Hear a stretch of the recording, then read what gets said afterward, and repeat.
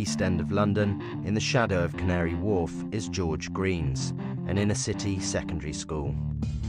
It's 6:30 in the morning and Mick Thomas, the facilities manager, is opening up for the day. Like any typical day at this extended school, it's sure to be busy and varied.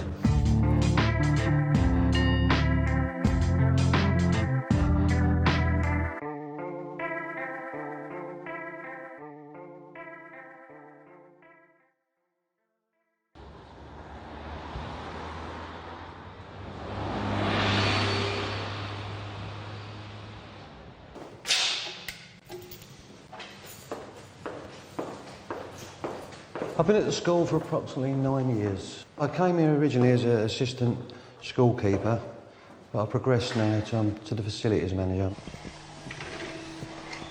The Isle of Dogs, it's a very close-knit community, and every single person on the island knows of George Green's. And we've got people from all different backgrounds.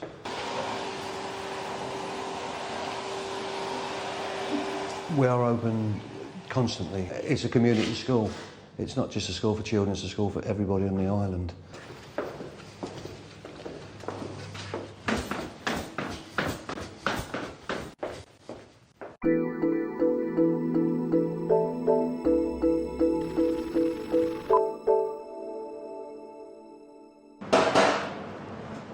For the last 10 years, George Green's school has been offering extended services for their students, as well as the wider community.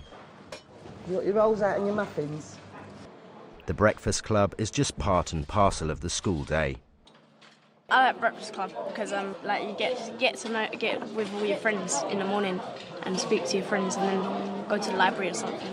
At my old school we had to pay like £1 a week, but I like this one better because we get more things and it's free.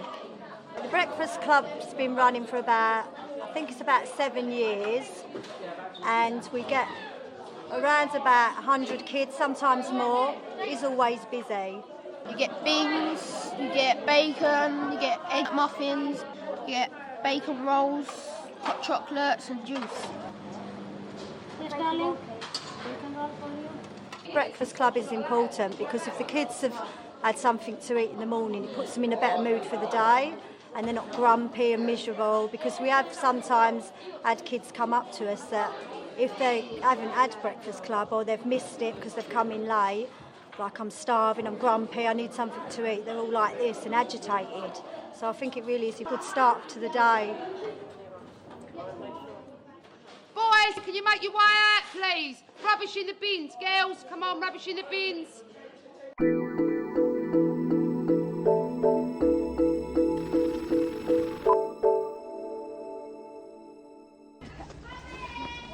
It's the start of the academic day.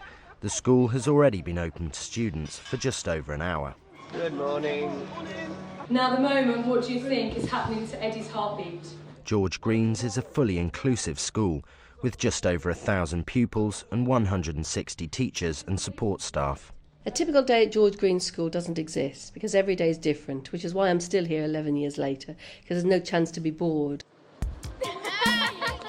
The school realises the importance of tailoring extended services to the specific needs of their children and the community. This morning, children with behavioural issues are having lessons away from the school. An extended service is anything that you want it to be. An extended school is anything you want it to be. It can't be bolt on.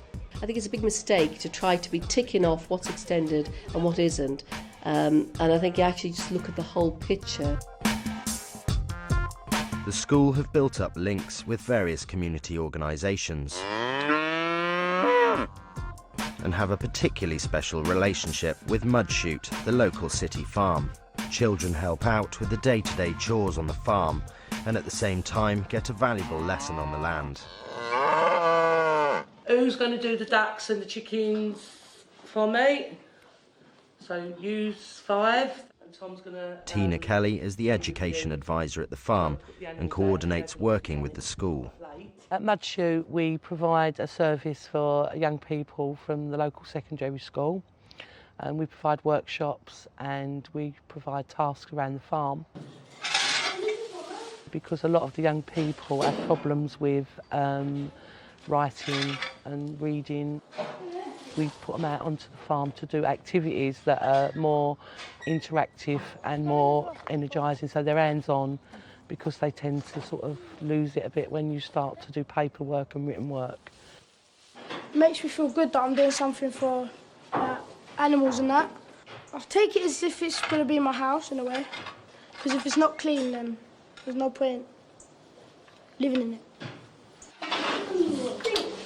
It's about how you value each child, and it's hard sometimes. It's more difficult when their behaviour is bad or they bring with them a lot of problems, but it's actually how do we value what they achieve, even if it's not the 5 A to C's. I feel proud of what I'm doing for the animals. It helps them like not to sleep on the floor, dirty floor. It's a lot of help. It's a lot of help, really.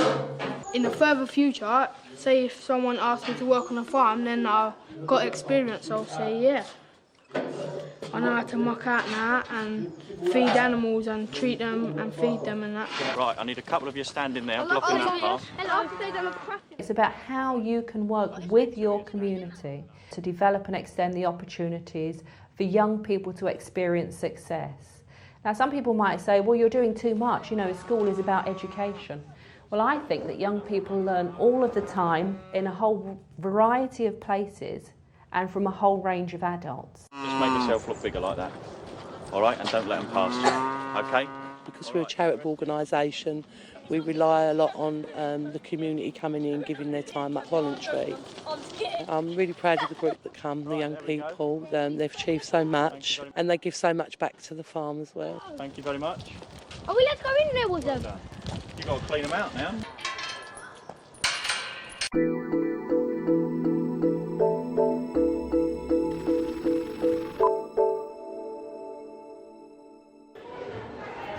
It's break time and support staff are on duty. What's happened? Come and take you down to pupil reception, yeah? And we'll sort it out after, yeah? George Greens believes that if an extended school is to be effective, it must form a strong relationship with its community. And the best way to do this is to employ local people. Our supervisors used to be the dinner ladies. We realised that here was a valuable group of local women who knew the kids, who knew the area. Let go. Let go. They were dealing with bullying, they were dealing with racist, they were dealing with all sorts of things, conflict resolution. They weren't using those words, but that's what they said. And then we looked at the job description and said they'll clean the custard away, or whatever it was. Angie Rowbottom is the team leader. She prides herself on being on first-name terms with most of the children at the school. Fred, get down, please. Outside. I've been here since year 7. She's been there for me, even through the bad times and the good times. I've been here for about 2 years, and she's done well for me, innit? Looked out for me. Is she allowed to climb there? She's all right there, isn't she? She won't hurt herself. Oh. We gave them a new name, which they chose. They chose a uniform, which is red, and now they're known as the Redcoats. But they chose that so they're easy to see. So if you're in trouble, you find a supervisor. And they are fantastic. So nobody worries if I'm not in school, but if the supervisors weren't here, you'd worry. Right, stop it, because you always end up turning into fights. Nikki, go, come on. Where the kids know you're not, and where you all live in this community, it's they take notice. They respect you if you say, don't do that, what you're doing, and they stop. Boys, don't run, please! Right, I'm just going to get a kid out if she's got a mobile phone on her, and she ain't supposed to have it, and she refused to give it in earlier. We go to help supply teachers in classes when supply teachers start. We go to lessons, we move kids from lessons. So, you're all right? Yeah, you're all right. She ain't in period 5, so where's she gone? She did come back. People come now from all over the country to see the supervisors and to meet them and have copied that idea in their school, and to us we're very proud of that. If it helps another school, it's great.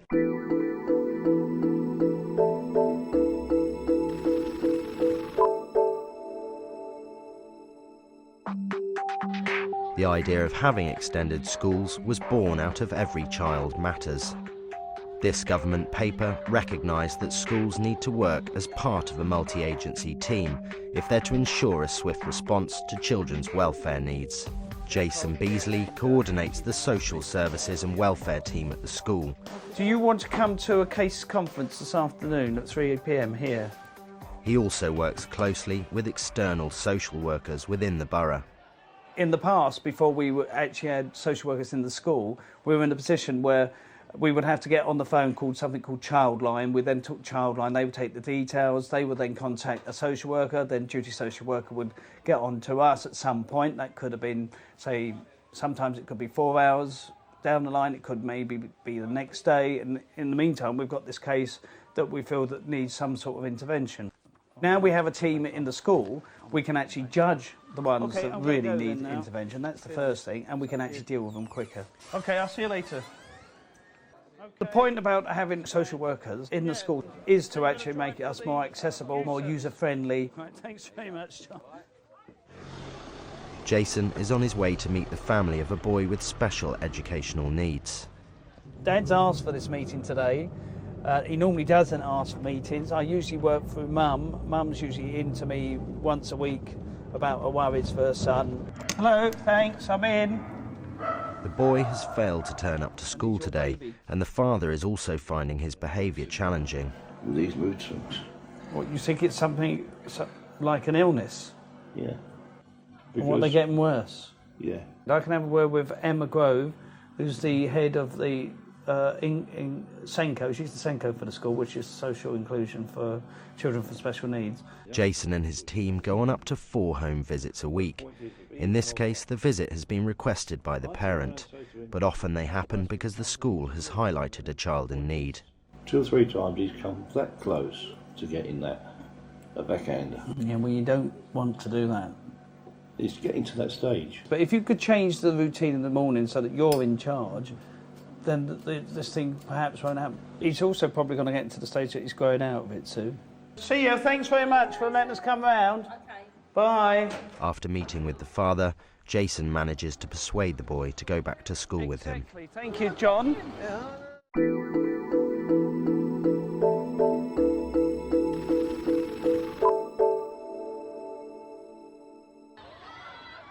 It's lunchtime, and the school go that extra mile to keep the peace in their playground. I've been at the school for 6 years. Was one of the first Safer Schools police officers brought into Tower Hamlets. Some pupils have the idea that they don't like police, and then when they actually get to know me or my colleagues that come into the school, they see a different side to us. It's not just a uniform, it's a person behind it and the fact that we can support them. I'll speak to you in a bit. I'll come and see you at lunchtime, all right? We've dealt with a variety of incidents in school. What did I say to you about smoking? Ranging from knives being brought into school, fireworks, fights. Today is no exception, and 2 boys have come to blows. Who's Kenny had a fight with then? Kenny and Bosch. Where are they now? Bosch is there, so they want to weigh the teachers. We need to go and find Kenny then, don't we? Boys as well. Yeah. Duncan has tracked down the boys involved in the fight, and in line with the school's policy, he's keen for them to iron out their differences. Now, who wants to go first and let me know exactly what happened? Someone pushed my hand when I was grabbing hold of Nadif, and then hit his hand to punch me, so I was bleeding. Okay, is that right, Kenny? Yeah. Someone's grabbed your hand and made you throw a punch, is that what you're saying? Yeah. Okay, even though it's not you yourself punching, have you got anything to say to Nadif? Sorry. Conflict resolution and restorative justice has been around for centuries, but is now being brought back into schools to give young people ownership of the reasons why they've done it and the fact that they've had a choice and they've made that choice to do something wrong, and this is their choice again to make it right. The problem is, because of your actions before then, everyone gets excited and wants to get involved. Yeah. So, do you understand how this has come about? Yeah. You want to shake on it, gents? Yeah. So we're going to go back into lessons. If there's any problems, you must come and tell me, or member of staff, or someone from the Positive Playground team. Alright. Okay. And make sure you see each other out on break as well. Yeah. Make sure you actively go and seek each other out and just see each other, okay? An urban school with limited outdoor space, George Greens offers its pupils alternatives to the playground, with a whole range of lunchtime activities, including drama, football and chess. A favourite is Animal Club, run by science technician Esther Ruston. We do 15 minutes of a worksheet, like literacy-based, numeracy-based, and they rush through it because they just want to hold the animals. And then we've got people that are in charge, year 8, year 9 children, open up all the tanks. Basically, they just hold the animals and clean them out and just take responsibility for looking after them. He's a leopard gecko. He's got a fat tail, and if you scare him, it'll fall off. This is Totty the Tortoise. It's Jules the Water Dragon. Okay, here's Maltesers. Maltese, hello. Be careful. Fred's a bit close to the boa. Yeah. Hello, Let's take Fred over there. Do you want to go and get Fred's crickets? I love Animal Club. I think it's the best because I love animals and I want to be a vet when I'm older. And it's great because Esther's really nice and all the animals are great. She's moving, innit? She. Good for her.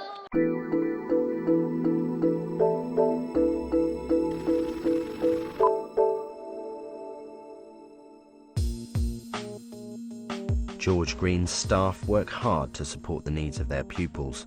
They're also backed up by external professionals to form a multi-agency team. Every Wednesday, relevant members from the team come together to discuss current concerns. OK, we've obviously had a lot of major concerns regarding this student around self-harm. At a SATE meeting, we deal with a real range of issues and different cases that affect the young people at our school.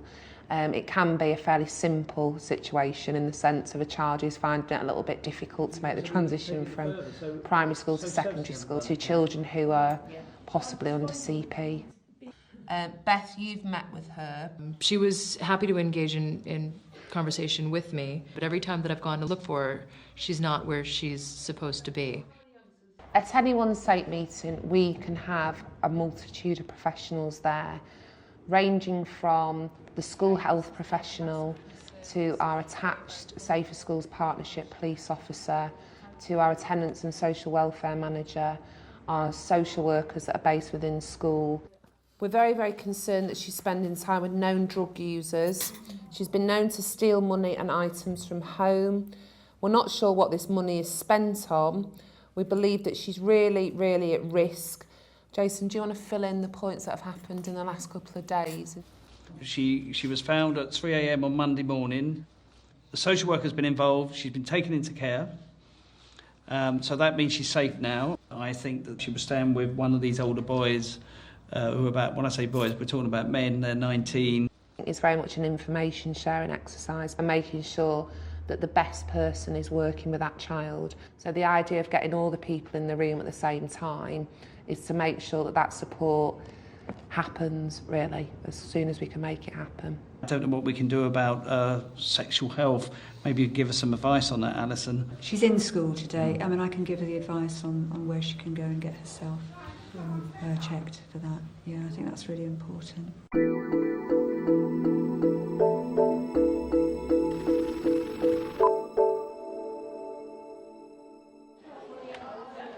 It's the end of the academic day, but the front door is still firmly open to the community. Nizam Mir works at George Green's as a teaching assistant during the day, but in the evening he teaches at various local primary schools as part of their extended services. I was a student of George Green School from year 7 to year 11, and then went into college and then going into doing a degree in sports science. Tonight he's going to Harbinger Primary School to take an after-school football club.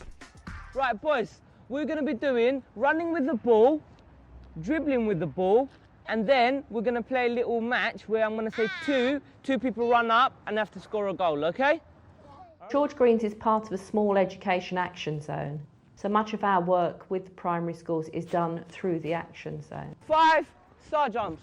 1. Rather than working separately, we all have expertise to share with each other. So why not pull all of that together? So you have something that's, you know, much greater than the sum of the parts, so that can have a really powerful impact. Are you ready? Go! Good boy, excellent! I've been a community person in this area for a very long time, but because I've been seen as that role model sort of thing, young people are being inspired and helping them to realise sport is important, staying healthy and being fit basically. Good boy, excellent, head up. Good boy, head down. I like football because it helps me to score goals and be better. When you run with the ball and you score goals and then you dribble with it and I like kicking the ball around. Go on, boys, come out, come out! Today what we done there was basically using each other as teamwork to learn how to run with the ball, working together, leadership, organisation skills, and then in the team they're incorporating all them skills into one game situation. Good boy, well done! Go, go!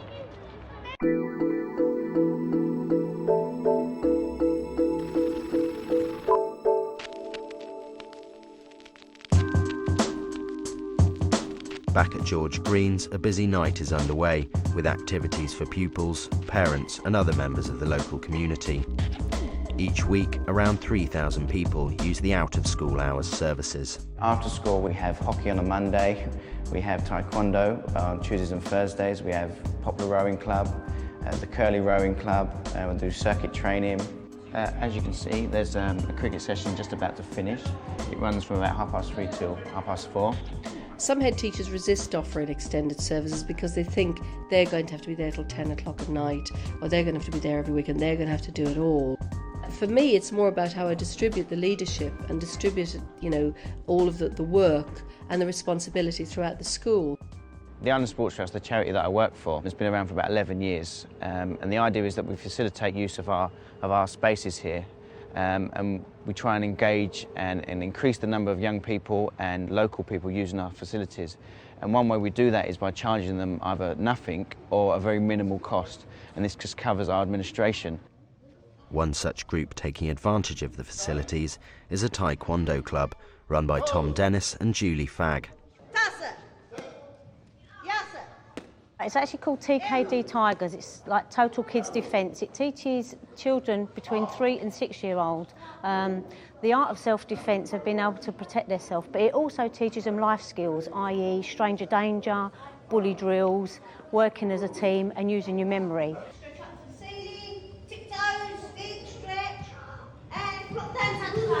Most of the children that come here are fairly local. They live on the island, and as you can see, they're all sort of mixed ages, mixed races, so it's just a sort of mix and match of everybody, no matter what.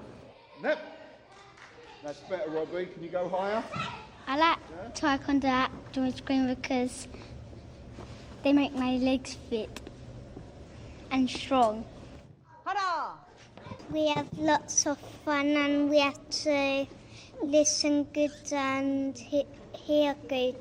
You get to play games and you get to do good stuff. Kyung-Yi. Have a nice weekend. See you next week. Bye.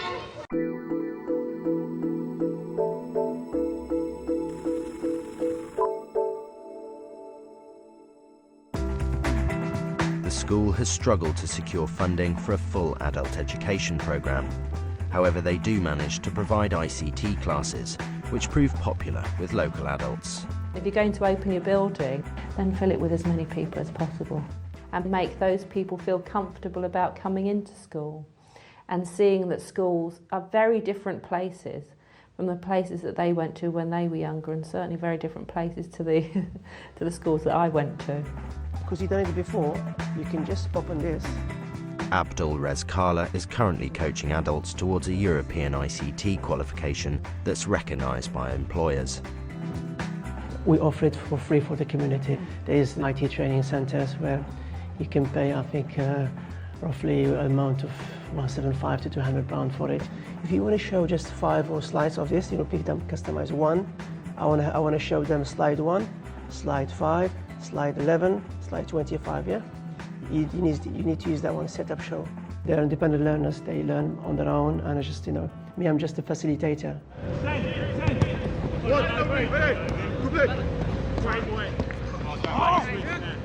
The last activity of the night is a football league made up of local businesses. We offer Canary Wharf space for corporate use. We charge them a lot of money to counteract what we offer for local residents for free of charge or very little. There's football here 4 nights a week. They make the teams up where they work, enter in the Elms competition, and then this is where they end up. The more we make out of the corporate, the more goes back into the school in terms of facilities and equipment. We work about 5 minutes away from here. It's called Northern Trust. It's a financial company, and we come here every Thursday and we play against other teams in the area, in the vicinity. It's quite easy to get to with the GLR, just a few stops away, so it's quite convenient for everyone, really. Extended schools, you have to have sort of an entrepreneurial sort of mind. You have to actually be able to think differently. It's having a can-do attitude. That's what I love about this place. That someone will always say, well, look, let's try this. Let's have a go at that. And there's usually a solution. There's always a solution.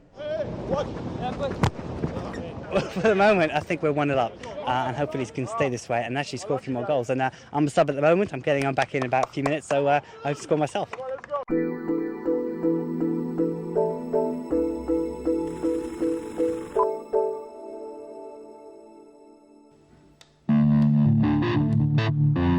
It's the end of a busy day and the doors finally close at George Green's. It won't be long before the school opens up to everyone in the community again.